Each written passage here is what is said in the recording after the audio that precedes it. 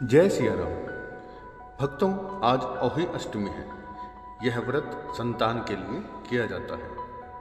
यह व्रत कार्तिक लगते ही यानी कि अंधेर पक्ष की अष्टमी को किया जाता है। जिस वार को दिवाली होती है, अहोई अष्टमी का व्रत उसी वार को किया जाता है। इस व्रत को स्त्रियां ही करती हैं जिनके संतान होती है या जिनको संतान की कामना होती है। बच्चों की माँ दिन भर व्रत रखें, सायकाल दीवार पर अष्टकोष्ठक की अहोई की पुतली बना करके लगाएं या बाजार से बना बनाया चित्र मंगवा करके दीवार पर लगा करके उसका पूजन करें। माता की पूजा करने से पहले पृथ्वी को पवित्र करके चौक पूर कर लोटा भरकर एक पटले पर कलश की भांति रखकर पूजा करें। अहोई माता की पूजा करके माताएं कहानी सुनें। पूजा के लिए माताएं पहले से एक चांदी की अहोई बनवाएं जिसे स्याही कहते हैं। इसका चित्र मैंने वीडियो में दे रखा है और उसमें चांदी के 2 दाने यानी कि मनके डलवाकर जिस प्रकार गले में पहनने के लिए हार या पैंडल लगा होता है, उसी की भांति चांदी की अहोई बनवा लें और डोरे में चांदी के मनके भी डलवा लें। फिर अहोई की रोली चावल दूध से पूजा करें। जल से भरे लोटे पर सथिया बना लें। एक कटोरी में हलवा तथा रुपए बायना निकाल करके रख लें। 7 दाने गेहूं के लेकर के कहानी सुनें। कहानी सुनने के बाद अहोई की जो स्याही है उसे गले में पहन लेना चाहिए। जो बायना निकाल कर रखा था उसे सासू जी को दे करके पांव छू करके आशीर्वाद लें। जिनके सासू ना हो वो ब्राह्मणी को दे सकते हैं। इसके बाद चंद्रमा को अर्घ दे करके स्वयं भोजन करें। अब बात करते हैं उज्जमन की। अहोई का उज्जमन किस प्रकार होता है? जिस स्त्री को बेटा हुआ हो अथवा बेटे का विवाह हुआ हो उसे अहोई माता का उज्जमन करना चाहिए। एक थाली में 7 जगह पर 4-4 पूड़ियाँ रखकर उन पर थोड़ा हलवा रखें। इसके साथ ही एक तियल यानी कि साड़ी ब्लाउज उस पर सामर्थ्य अनुसार रुपए रखकर थाली के चारों ओर हाथ फेर कर श्रद्धापूर्वक सासू जी के पांव लगकर वह सभी सामान सासू को दे देवें। तियल तथा रुपए सासू जी अपने पास रख लें तथा हलवा पूरी बायना में बांट दें। बहन बेटी को भी बायना देना चाहिए। तो चलिए अब शुरू करते हैं अहोई की कथा। एक साहूकार था जिसके 7 बेटे 7 बहुएं और एक बेटी थी। दिवाली से पहले कार्तिक की अष्टमी को 7 बहुएं अपनी इकलौती ननद के साथ जंगल में मिट्टी खुदाई के लिए गई। वहीं पर एक स्याही की मांद थी। स्याही एक जानवर होता है। मिट्टी खोदते समय ननद के हाथ से स्याही का बच्चा मर गया। स्याही माता बोली, अब मैं तेरी कोख को बांध दूंगी। तब ननद अपनी 7 भाभियों से विनती करने लगी कि तुम में से कोई मेरे बदले अपनी कोख बंधवा दो। सब भाभियों ने अपनी कोख बंधवाने से इनकार कर दिया, परंतु छोटी भाभी सोचने लगी कि यदि मैं कोख नहीं बंधवाऊंगी तो सासू जी नाराज होंगी। ऐसा विचार करके ननद के बदले में छोटी भाभी ने अपनी कोख बंधवा ली। इसके बाद जब उसके जो लड़का होता था वो 7 दिन बाद मर जाता था। एक दिन बहू ने पंडित जी को बुलवा करके सारी कहानी बताई और उसका कारण पूछा। तब पंडित जी ने कहा कि तुम सुरही गाय की पूजा करो।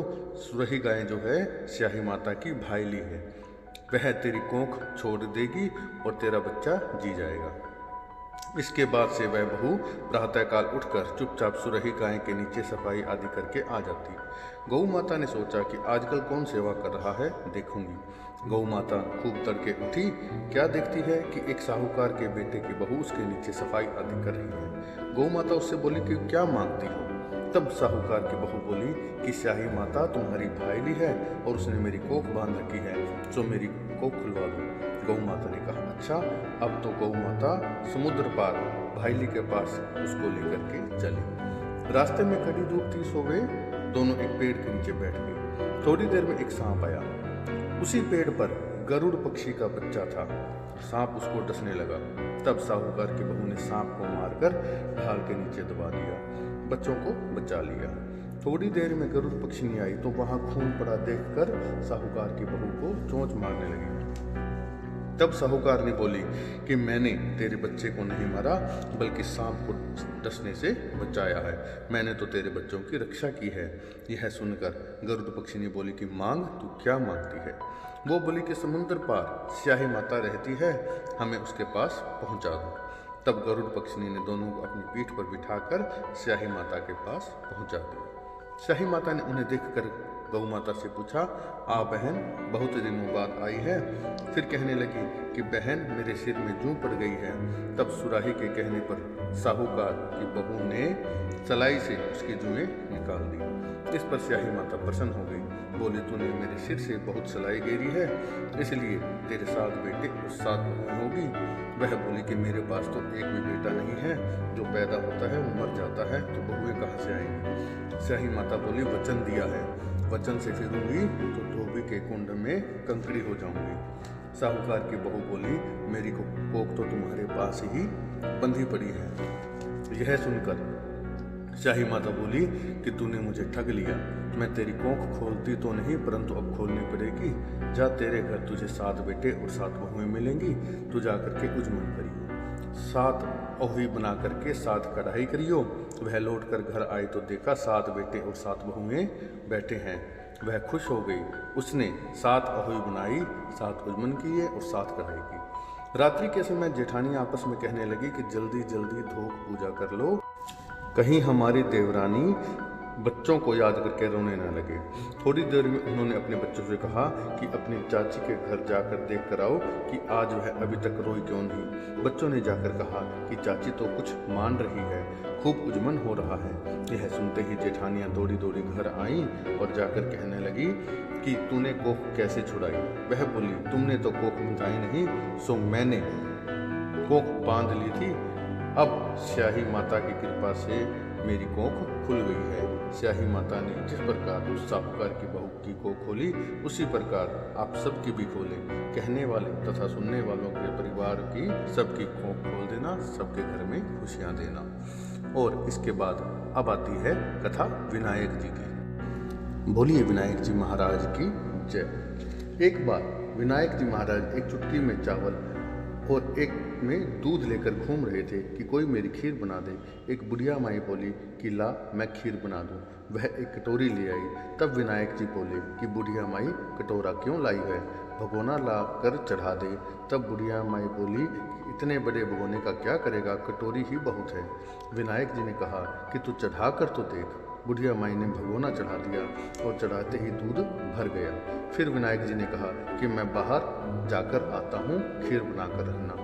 खीर बनकर तैयार हो गई, परंतु विनायक जी महाराज नहीं आए। तो बुढ़िया माई का मन ललचा गया और वह दरवाजा बंद करके खीर खाने लगी और बोली कि विनायक जी महाराज भोग लगाओ, और खीर खाने लगी। इतने में विनायक जी आए और बोले, बुढ़िया माई खीर बना ली। बुढ़िया माई बोली, हाँ, आकर जीम लो। विनायक जी बोले, मैंने तो जीम लिया, अब तू जीमने लगी, तभी मैंने भोग लिया था। तब बुढ़िया माई बोली कि तुमने तो मेरा पर्दा हटा दिया, परंतु किसी और का पर्दा मत हटाना। तब विनायक जी महाराज ने खूब धन दौलत भर दिया। हे विनायक जी महाराज, जैसे बुढ़िया माई को दिया, वैसे कहते सुनते अपने सभी परिवार का देना। बोलिए विनायक जी महाराज की जय। आज की वीडियो में इतना ही। कृपया वीडियो को लाइक करें, चैनल को सब्सक्राइब करके बेल आइकन के बटन को जरूर दबाएं। जय सिया राम, जय सिया राम।